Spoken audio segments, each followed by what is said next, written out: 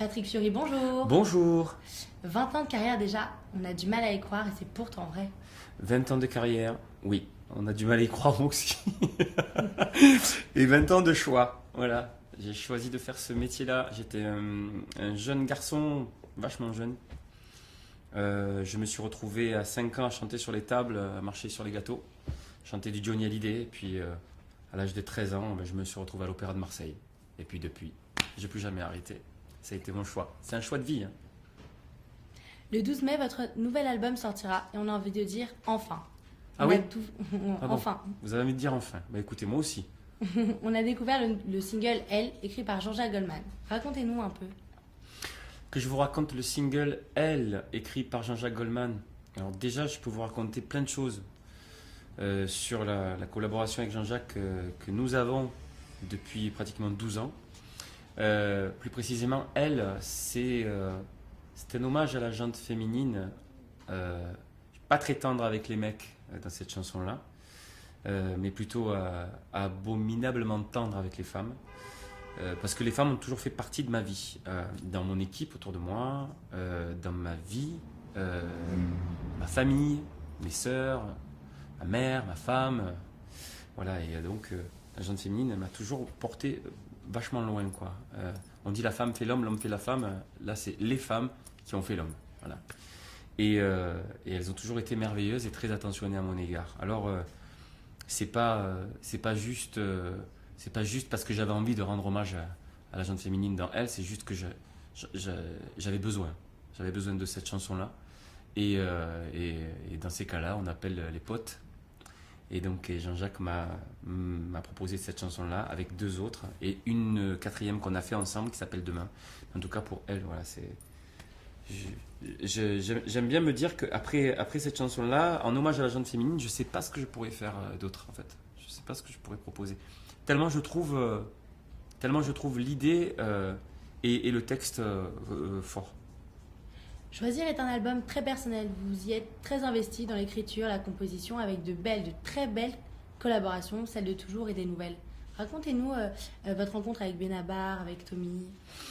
Alors avec Benabar, c'est autour d'un café sur les Restos du Cœur, pour tout vous dire. Je crois qu'on a parlé de tout sauf de travail. On a parlé de la vie, de ce qu'il aimait, de ce que j'aimais, de son vin préféré, du mien. Voilà, de bouffe, quoi. Et c'est toujours particulier des moments comme ça parce qu'on est vraiment dans un environnement de travail. Les Restos du Cœur, c'est beaucoup de boulot pour les bénévoles dont je fais partie. Et puis voilà, donc on fait le spectacle, c'est monté, c'est bouclé, on a terminé. Et puis quelques temps après, moi j'étais déjà en train d'enregistrer l'album, hein. J'avais fait déjà quelques chansons avec ce break-là des Restos du Cœur. Et je fais une musique et je me dis, bon, le texte, qui je vais pouvoir appeler? Donc je me dis Jean-Jacques, non, ça va, je vais arrêter de l'embêter, c'est bon, on en est à 3 ou 4. Et d'un coup, pim, il y a Bruno qui m'est arrivé comme ça dans la gueule. Et je l'ai appelé, je dis voilà, j'en suis là, j'ai fait ça. Est-ce que tu veux bien écouter? Tu me dis ce que tu en penses, tu veux pas, tu jettes, ouais, tu me dis quoi. Et donc je lui envoie la musique et 48 heures après, je reçois le texte qui s'appelle La Sentinelle endormie. Et évidemment, dès que je reçois le texte, j'imprime, je passe au micro, boum, je la chante et je lui renvoie. Et là, il me renvoie un mail. Je ne peux pas vous dire ce qu'il y avait écrit sur ce mail, mais il était très content. Et moi, ravi de cette collaboration parce que ça avait l'air comme ça inimaginable. Et comme quoi, des fois, quand on prend des cafés dans la vie, ça peut aussi fabriquer des chansons. Et c'était un chouette moment, quoi. Un chouette moment. On s'est revus là, d'ailleurs, dernièrement, pour une promo qu'on a fait ensemble. On a fait un magazine qui s'appelle Gala, où il y avait un interview croisé. Et en fait, ça m'a juste ça m'a juste donné envie de le revoir au plus vite, Benabar. Parce que c'est vraiment, un artiste, mais de la tête aux pieds, et un acteur assez incroyable, quoi. Voilà, en gros, c'est un super mec. Et avec C'est un Tommy super mec, Benabar, je te le dis, voilà. Et avec Tommy Et donc l'histoire avec Tommy, alors Tommy, c'est très tendre, beaucoup de tendresse avec Domi. Avec Domi. Domi, c'est sa maman, c'est pour ça que je me suis trompé. Donc Dominique, sa maman, son papa José, et Tommy, et c'est un fruit de l'amour, quoi. Donc Je l'ai vu tout petit, parce que ses parents sont amis de la famille depuis longtemps. Et Tommy, moi, je l'ai vu évoluer, prendre une guitare et gagner 10 ans en un an, c'est-à-dire apprendre à une vitesse incroyable. Écrire, euh, c'était hallucinant quand il me faisait lire ses petits textes. Déjà jeune, il avait 16-17 ans déjà. Et puis, au niveau de la compo, là, il m'a mis une rouste, quoi. Et je me dis, c'est pas possible, quoi, Tommy. À un moment, il faut qu'il se passe un truc. J'ai dit, écoute, tu viens avec moi en tournée. Voilà, si ça te dit de faire les premières parties, moi, si tu veux me faire ce plaisir-là, viens. Donc, on est parti en tournée, une tournée acoustique qui a duré 60 dates à peu près. Je l'ai invité au Dôme de Marseille, je l'ai invité à l'Olympia et sur d'autres scènes encore. Et à force de travail et d'envie et de sourire, parce que c'est un garçon super, super attachant, j'ai dit à un moment, il va falloir qu'on fasse une chanson, quoi, toi et moi. Et on a écrit tous les deux, j'espère que tu vas bien. Et voilà, il est venu tourner un mini-clip avec moi qu'on a fait sur un toit parisien. Et voilà, Tommy, je pense que au-delà du fait de l'avoir invité, je pense que si c'est pas moi qui l'ai invité, certainement d'autres artistes auraient, auraient craqué sur ce garçon-là. Vous démarrez une tournée un peu partout en France dès le mois d'octobre. Oui. Est-ce que vous nous mettez dans la confidence de ce que vous nous préparez? Ah bah écoutez, je pourrais vous mettre dans la confidence, je pourrais tout vous dire parce que pour l'instant, je ne sais pas. Ce que je sais, c'est que je vais partir en tournée. Alors, c'est étonnant hein, des fois, parce que les gens pourraient penser que ça y est, tout est réglé, tout est fait. Non, il y a encore beaucoup de travail. Toutes les chansons doivent être montées. Quand on dit monter, c'est répéter dans un bon ordre pour que ça évolue bien pendant le spectacle. Il faut que les lumières aillent avec, le son aille avec. Et tout ça, c'est beaucoup de gens, c'est beaucoup de réflexions, c'est beaucoup de nuits blanches. Même si ça se voit pas trop parce que je suis super bien maquillée par Clémentine. Mais c'est énormément de travail, quoi. Donc, vous dire que ça sera un beau spectacle, qu'il sera de qualité, que les chansons seront au rendez-vous, bien sûr. Vous dire qu'il n'y aura pas que des chansons de l'album, évidemment. Donc, il y aura du Que tu reviennes, il y aura évidemment Je sais où aller, Toutes les peines, Sans bruit, Il paraît. Voilà, pour que les gens aient des repères, parce qu'un nouvel album, c'est une chose, mais moi, quand je vais voir un concert, par exemple, j'attends toujours que Springsteen me chante Born in USA. Voilà. Et pourtant, ça doit faire 1 milliard de fois qu'il la chante. Et voilà, j'attends cette chanson-là, même si son dernier album est carrément sublime et magnifique. Mais voilà, il y aura des chansons auxquelles se raccrocher et des chansons à découvrir. Et puis, ça sera joli, ça sera beau, et puis on aura encore l'air d'ado sur scène.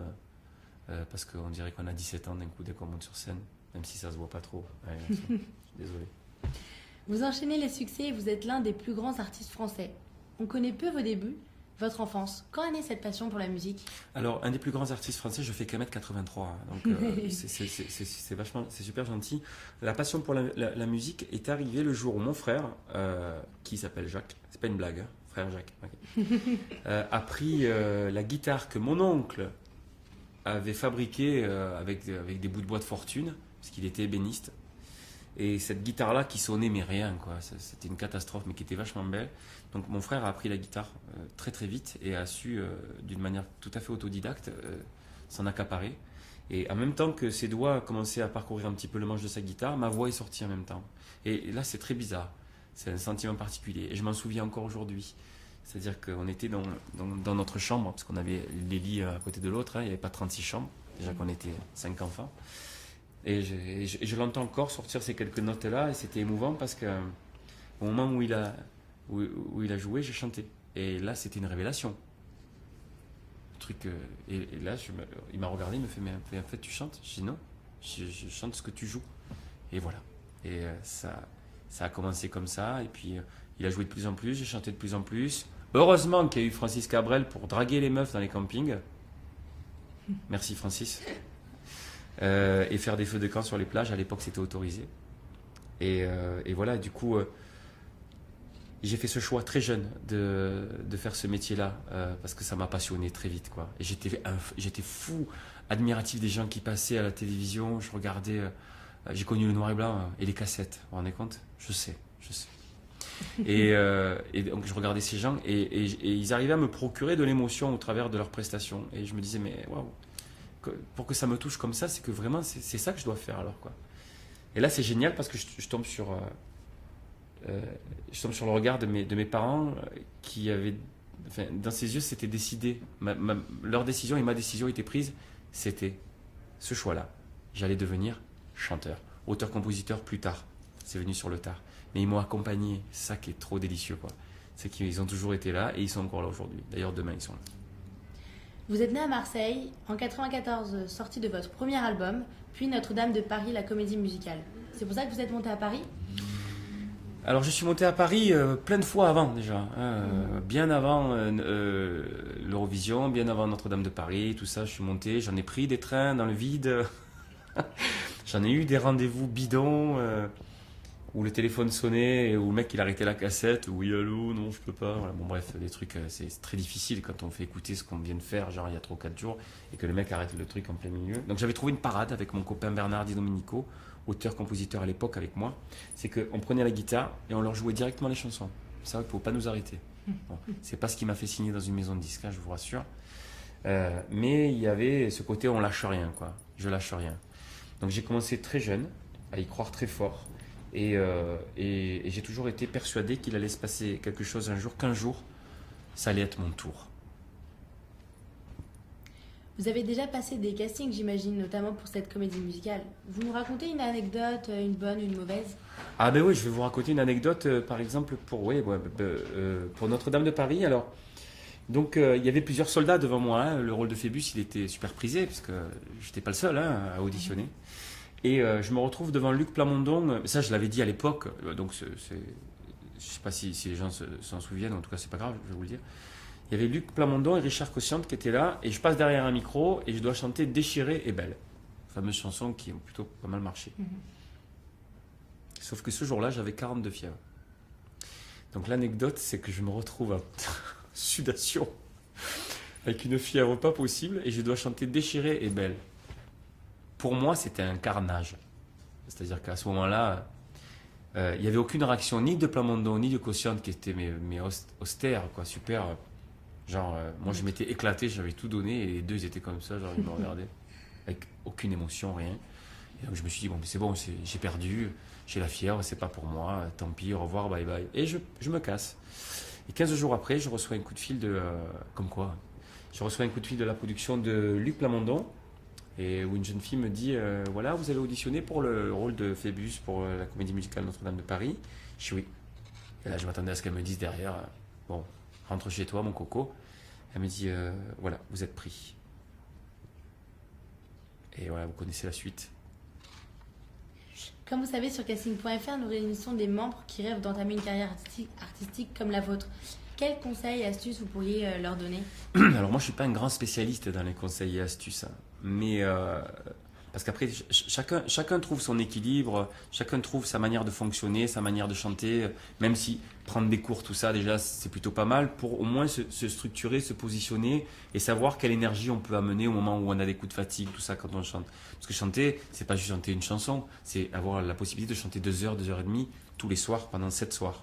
C'est ça, donc c'est une endurance, c'est du sport, c'est le sport des cordes vocales, quoi. Il faut vraiment être très sérieux avec ça.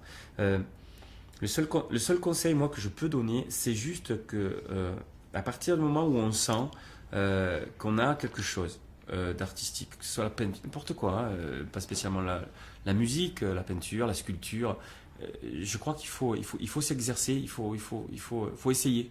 Essayer des choses sans vraiment pour ça lâcher les études, sans lâcher les amis, sans lâcher la famille, parce que tout ça c'est un environnement important. Mais il faut essayer des choses.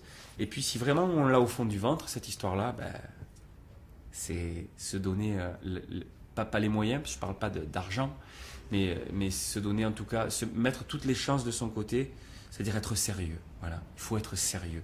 Après on peut déconner, moi je déconne en tournée, tout ça, mais quand je dois chanter, quand c'est le soir, ou un studio ou quoi, il y a toujours genre 3/4 d'heure, 1 heure de déconnade à bloc.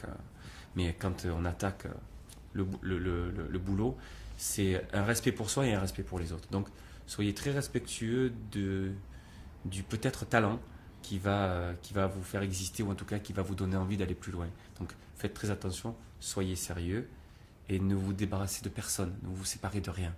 Parce que chaque membre de famille ou chaque ami ou chaque situation va au contraire vous solidifier et vous renforcer. C'est un écrin, on a besoin d'un écrin quand on fait ce métier-là. Et il faut être un peu dans un nid pour en sortir, quoi. Patrick Fiori, merci pour ce beau moment et surtout bravo et bonne chance pour ce superbe album.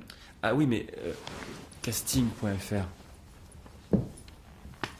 Casting.fr, quoi.